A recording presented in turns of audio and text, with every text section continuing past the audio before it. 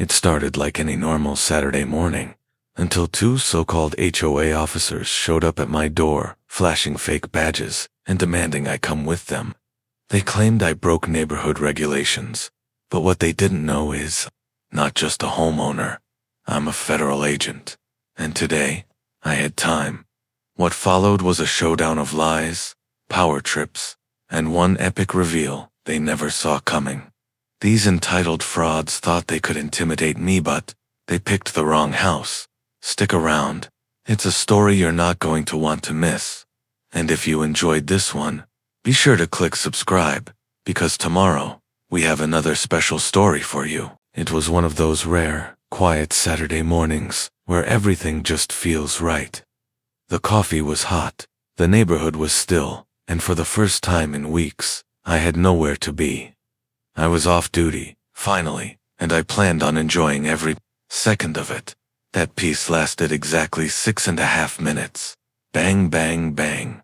The kind of knock that doesn't ask politely, the kind that demands. I stood up slowly, coffee still in hand, and walked toward the front door. Through the peephole, I saw two men, mid-30s, maybe 40. One tall, broad-shouldered, shaved head. The other, short, wiry, with sunglasses despite the overcast sky. They wore uniforms that looked like a strange mashup between mall security and park rangers. Navy blue shirts with gold letters, HOA compliance unit, stitched across their chests. One of them even had what looked like a body cam strapped on. It was all too much. Like someone tried too hard to look official. I opened the door halfway. "You, Agent Rains?" the tall one asked, squinting like he already didn't like me. I didn't answer right away. "Can I help you? You're in violation of multiple community code sections." The short one cut in, flipping open a wallet badge that might have impressed someone else. Exterior violations. Unapproved structures. Fire hazard material. That grill in your backyard. Illegal. I raised an eyebrow. "Illegal," he nodded sharply. "We're authorized to issue citations and initiate compliance detainment." "Detainment," I repeated, with a smirk. For barbecue, they didn't laugh. The taller one stepped forward. "We're going to need you to step outside and come with us. You've failed to respond to 3 previous notices. This is now a matter of enforcement." I took a slow sip of coffee. Still hot. Now. Let me tell you something. I've worked undercover in some of the most dangerous operations you can imagine. Cartel takedowns, arms trafficking, white-collar sting operations. And every time, you learn one thing fast: the fakes always overplay their hand. These guys were no different. Their uniforms didn't match standard. HOA issue, not that HOS even have uniforms. The ID badges, printed, laminated, but no scannable barcode, no federal or local registration, just their first names and the title enforcement officer. I leaned on the doorframe, still calm. "I don't recall any notices. Who's your supervisor?" They glanced at each other. "We answer to the compliance director," said the tall one. "Name?" Another pause. The short one blurted out, "Ms. Valerie Grant." Bingo. Valerie Grant was on the HOA board. Yes, but I'd met her once at a community meeting, and she was a retired kindergarten teacher, not someone running a private task force. "Let me get my jacket," I said casually, stepping back, inside and closing the door halfway. In that moment, I turned from homeowner to federal agent. My mind shifted. I grabbed my phone, hit record, and snapped 3 quick photos through the blinds, their faces, license plate, and the logos on their shirts. Then I opened the front door again. "Actually," I said, smiling, "before I come with you, I'd like to see a copy of the violations. Signed, dated, and from the HOA board." They hesitated. The short one reached into a black folder and pulled out a piece of paper that looked like it had been printed off Microsoft Word an hour ago. No HOA letterhead, no board signatures, just lines like, Code 1 for a lawn clutter and unauthorized cooking appliance. Code 6, see suspicious behavior and hostility toward HOA authority. Suspicious behavior, for asking questions. Interesting, I said, folding the paper. I'll have my attorney look at this. And unless you're here with a police officer or a warrant, I'm staying right here. The tall one took a step forward, lowering his voice. This isn't the kind of thing you want to escalate, sir. We can do this the easy way, and you're welcome to try, I said. But I'd advise against it. He blinked. Is that a threat? I leaned in just enough to let him see the edge of my own ID clipped inside the front door. Federal Bureau of Investigation. Not a threat, I said calmly. Just professional advice. The color drained from the short one's face.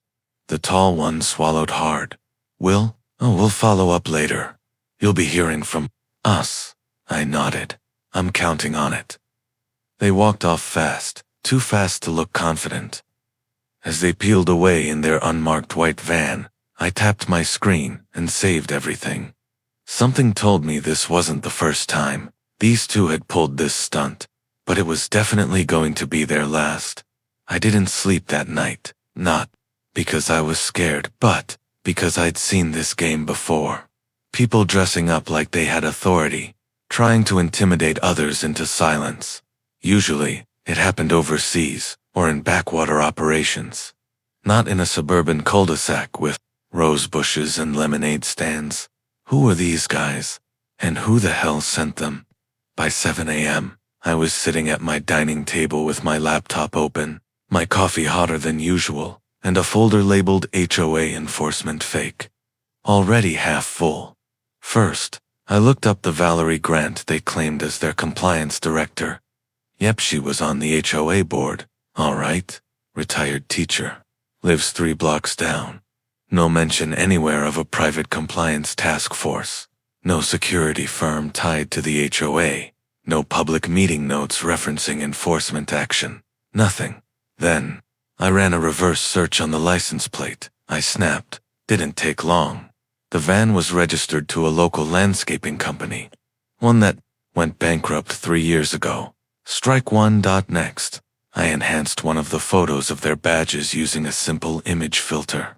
It revealed a logo that read Guardian Residential Enforcement. Never heard of it. So I Googled it. Nothing, no website. No business license. No LinkedIn page. Just a random forum post from 6 months ago.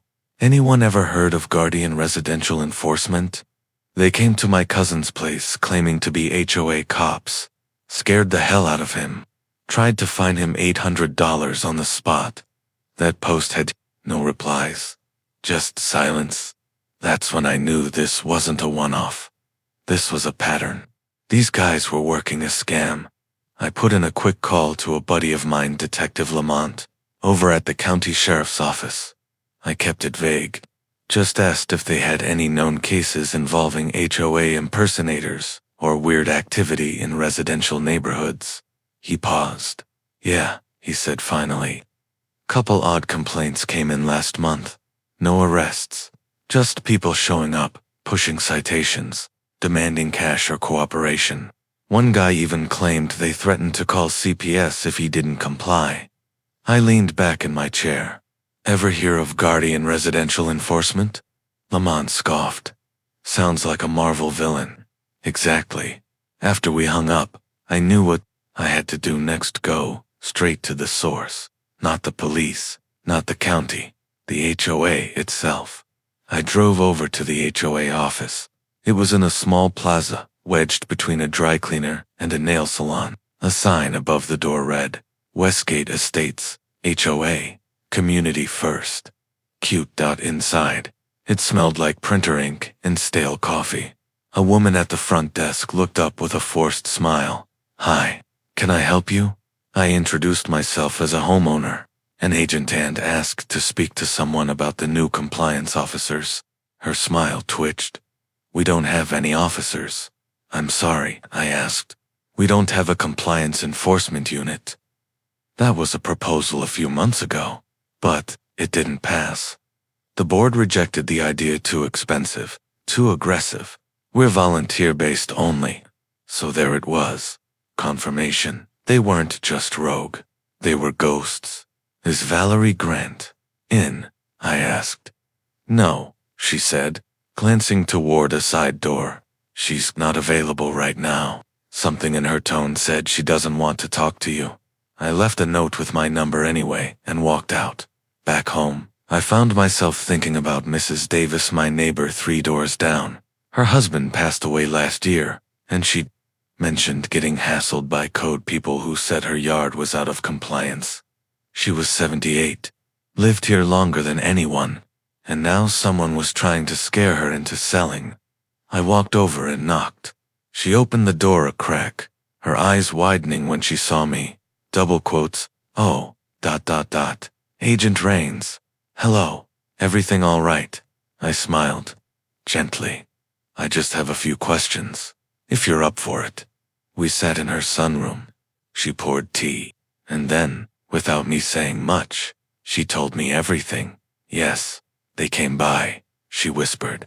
Twice, said my rose trellis was a fire hazard, threatened to fine me. One even mentioned eviction. Did they give you anything in writing? She nodded and showed me a folded piece of paper. Same layout, same fake violations, same cheap logo. I took a photo of it. Did you tell anyone? No, she said. I didn't want to cause trouble. I just ... I just paid the fee. How much? Her eyes welled up. $600. That was it. This wasn't about rules. It was about money. These weren't compliance officers. They were predators, and I was going to smoke them out. By now, it was clear. These guys weren't just playing dress-up. They were running a full-blown intimidation, racket posing as HOA enforcers, scaring residents, and collecting cash fines that never made it to any official records. And they were smart, careful, precise, but not smarter than me. I'd worked with con men before, career fraudsters who could charm their way into private estates, government contracts, even marriages. The trick with taking them down, you have to bait the hook just right. So I gave them a reason to come back. First, I made my backyard very non-compliant. I rolled out the smoker, stacked extra propane tanks where they were visible, hung up an unauthorized shade tarp, and just, for flair, left some construction materials next to the shed. All technically minor violations. If this were a real HOA crackdown, then I posted about it on the neighborhood app. Backyard BBQ, this weekend at my place. Sorry in advance for the noise. HOA already hates me. LOL. I didn't have to wait long. That same evening, I got a message from an unlisted number. You've been warned before. This is your final notice. Perfect. What they didn't know was, I had eyes on everything now. Motion sensor cameras, voice-activated recording systems, and, just in case things escalated, I had already filed a formal report with both the FBI Internal Affairs Unit and the local sheriff's office. Everything I was doing, documented, covered, legal. Saturday rolled around. I fired up the grill at noon, music on low. I even invited a few real neighbors to make it look authentic. Kept things light, casual, but my eyes, always watching the street. At 2:14 p.m., they came back. Same van, same uniforms. This time, though, they brought backup. A third man stepped out, older, heavier, with mirrored sunglasses and a clipboard. He looked like the kind of guy who ran scams from a folding table at a fake auction. Confident, calculating. They marched, straight up to my yard. I met them with a plate of ribs in hand. Well, I said, smiling. Back 4 seconds. The tall one, same guy, from before, grimaced. You were told to correct these violations. Instead, you've escalated. The new guy with the clipboard stepped in. We're placing you under citation-based detention. Refusal to comply will result in civil escalation. Civil escalation? I laughed. What does that even mean? It means we're authorized to detain non-compliant residents for HOA mediation. I looked around. My neighbors were watching, now, some from their porches. One guy across the street actually started filming. "Do you have a warrant?" I asked loudly. "We don't need one," clipboard guy said. "This is internal enforcement." Right on cue, my security camera pinged live footage streaming. A backup drive saved everything. I tapped my phone 3 times in my pocket, sending a silent signal to my partner at the sheriff's office. Then I said the words I'd been dying to say since this whole mess started. "You really want to go through with this?" The tall guy stepped forward, reaching for my wrist, and that's when I pulled out my badge. Not the HOA kind. The real one. Special Agent Rains, FBI. You're impersonating law enforcement, threatening civilians, trespassing, and engaged in organized fraud. The look on their faces, worth every minute of planning. The short one froze. The third guy actually laughed, like it was some kind of joke until the 2 sheriff's cruisers rolled up behind the van. Lights flashing within seconds. They were surrounded. Hands, where I can see them. One deputy shouted. Neighbors gasped. Phones came out. The BBQ turned into a scene from Cops. Clipboard guy tried to run. Didn't get far. They were all cuffed and read their rights on my driveway right, where they tried to arrest me hours earlier. Turns out, the third guy, the ringleader, was a former private security contractor. His license had been revoked years ago after multiple complaints of harassment and impersonation. He'd built this fake enforcement group from scratch, recruiting ex-military wannabes and failed rent-a-cops to do his dirty work. And the worst part, he'd been hired under the table by members of the HOA board. Yeah, this went deeper than just a couple of scammers. The moment the cuffs clicked shut, everything changed. What started as a petty scam now smelled like something bigger, something systemic. I've seen enough corruption cases to know when the rot goes deeper than the front lines. And these guys, they were just the muscle. I stayed behind as the officers hauled them off. Clipboard guy real, named Raymond Deeks, kept shouting about how this was all a misunderstanding. We were authorized. I've got contracts. This is harassment. No, Ray. This is justice. After they were gone, I headed down to the sheriff's office to help with the debrief. I sat across from Deeks in an interrogation room. No badge, no gun, just me. Civilian mode, calm and quiet. He sneered at me. "This whole neighborhood's a joke. You think I'm the only one who got paid to keep things in order?" I leaned forward. "Paid by who?" His eyes darted to the mirror behind me. "You already know." And yeah, I did. But I wanted him to say it, so I waited 10 minutes later. After enough silence to make even a con man sweat, he broke. It was the HOA board. 3 of them. Not the whole thing, just the ones who wanted, let's say, more control. Valerie Grant, Arnold Rupp, Janet Fisher. They gave us names, said which homes to pressure. We'd show up, make a scene, scare them into selling. Then their developer buddies would swoop in and buy up the properties cheap. I sat back, in my chair. This wasn't just fraud. It was organized real estate manipulation, legal harassment, intimidation-for-profit, even worse. It was working. Over the past 6 months, 12 homes in our neighborhood had changed hands.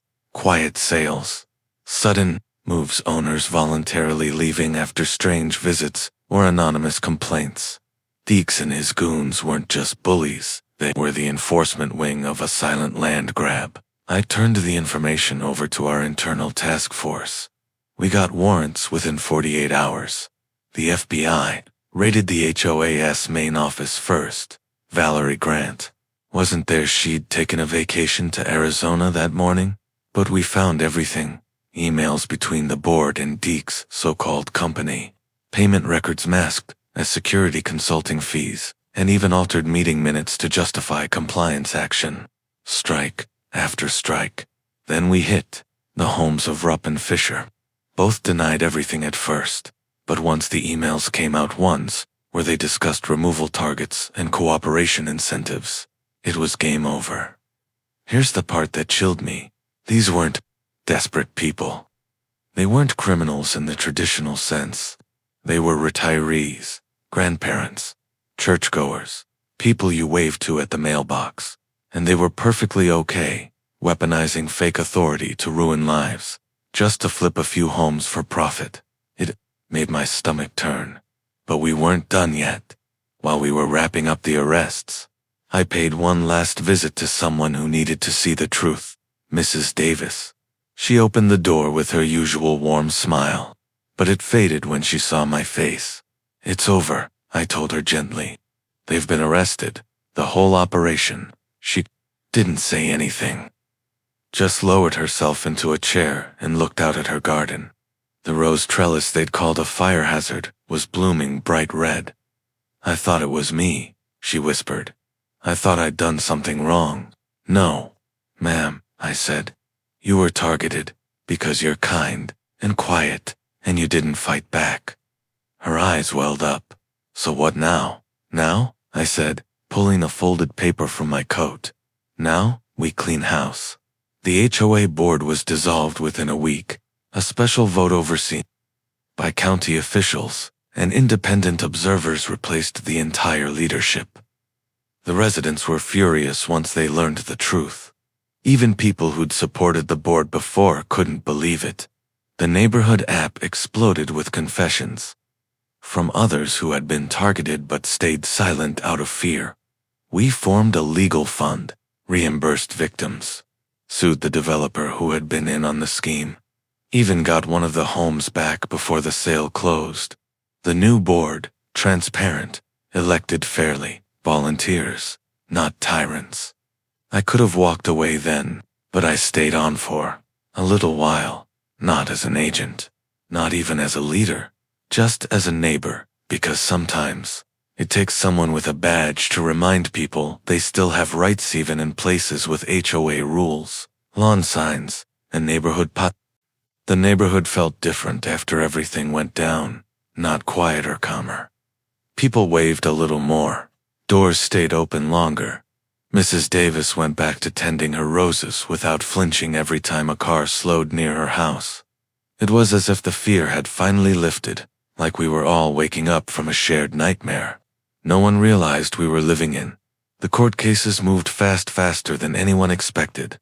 Raymond Deeks, the fake HOA enforcer and self-proclaimed compliance director, pled guilty to multiple charges: impersonating a public official, extortion, conspiracy, and harassment. He got 5 years without parole. The other 2 foot soldiers took deals in exchange for testimony. I wasn't proud of that, but I understood. Sometimes the pawns are just desperate people with bills and bad judgment. Valerie Grant and Arnold Rupp were another story. They tried to fight it, claimed ignorance, claimed victimhood.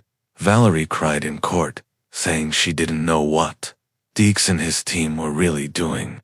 But the emails said otherwise. So did the bank transfers. So did the recorded HOA meetings, where she used phrases like strategic pressure and encouraging voluntary relocation. The jury didn't buy the tears. They were convicted on conspiracy to commit fraud, elder abuse, and racketeering. Sentencing was harsh, but fair. Community service, house arrest, and restitution payments to every victim, including full refunds to homeowners who were fined or manipulated into selling. The money came from their frozen assets, personal savings, even one guy's retirement fund. Poetic, really. Justice wasn't just served, was signed, sealed, and hand-delivered. And you know what? The media loved it. Headlines ran for weeks. Fake HOA enforcers busted by off-duty FBI agent. Neighborhood nightmare. Suburban scam exposed. HOA corruption ends in courtroom chaos. I got requests for interviews, book deals, even a podcast offer. I turned them all down. This wasn't about fame. It wasn't even about revenge.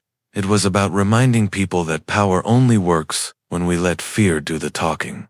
And for a while, this neighborhood had forgotten that, but not anymore. A few weeks after the dust settled, I stood on my porch, just watching the sunset. The grill was going again, nothing fancy. Just burgers, corn, the usual.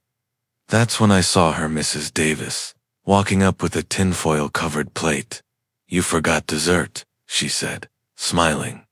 "Wouldn't be the first time."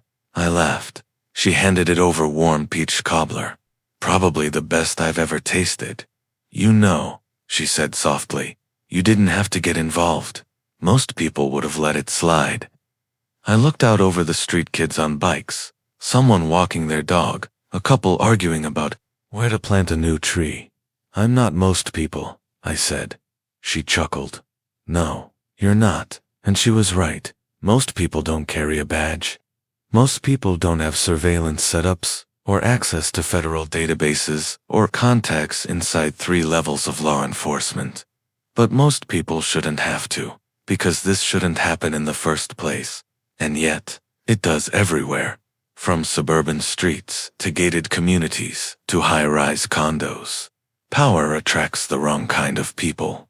And sometimes, all it takes to stop them is one person who knows how. Now, the neighborhood's thriving. We have an elected HOA board that actually serves the people. No secret fines, no fake citations. Just transparency, fairness, and the occasional disagreement about mailbox colors. The new bylaws ban any third-party enforcement groups. All compliance concerns must go through proper channels with written documentation, public review, and a voting process. People are informed now, watchful, protective of each other, exactly how it should be. As for me, I'm still here, still grilling, still minding my business, and still listening for the knock that comes too loud, too early, too forceful. Because if it ever happens again, they'll know exactly whose door they've come to.